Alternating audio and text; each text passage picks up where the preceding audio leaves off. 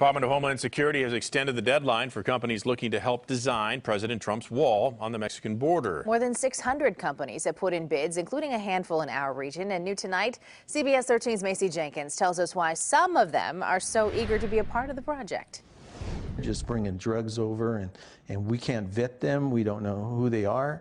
So build the wall. 95 miles outside of Sacramento, Rick Aguilar runs a construction support business from his home in Avery. With 6 part-time employees, he says he's always looking for opportunities for work. If a contractor's contract is $300 million, he's got to take 58% of that $58 million and give it out to small businesses. So he put his company's name in the running to help build the 2,000-mile wall on the Mexican border. The wall is one of the most contentious issues of President Trump's campaign and administration. And even though Aguilar calls himself a conservative, there isn't any politics that puts money in my pocket. So help building this wall is not something political to me. And says his company can offer cost estimators, scheduling, and claims work to the project. But when it comes to government money, it's not just conservative business owners who are interested. I talked to a Democrat in the Bay Area who wants her company to play a part in the plans.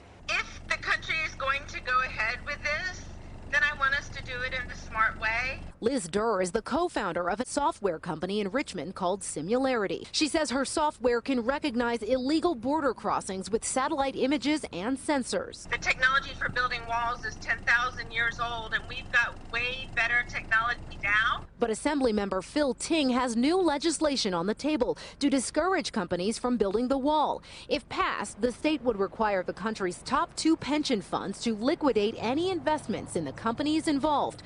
Ting says Californians build bridges, not walls. This is a wall of shame, and we don't want any part of it. So what exactly are these companies bidding on? Well, the government is taking bids on 2 different types of walls, a solid concrete wall and a wall with a see-through component. And the president has some very specific requirements for those walls. As we said, President Trump wants the new wall to be nearly twice as tall as the current wall. The new wall has to be 30 feet tall. It has to be sunk at least 6 feet underground to prevent digging or tunneling. A person must not be able to climb to the top of the wall or access the top of the wall from either side unassisted.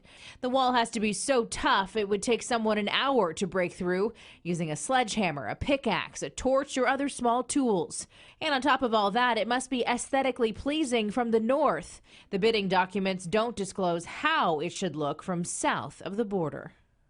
Now, to learn more about the bids to build the president's border wall and the companies in California working to make it happen, you can go to our website, cbs13.com.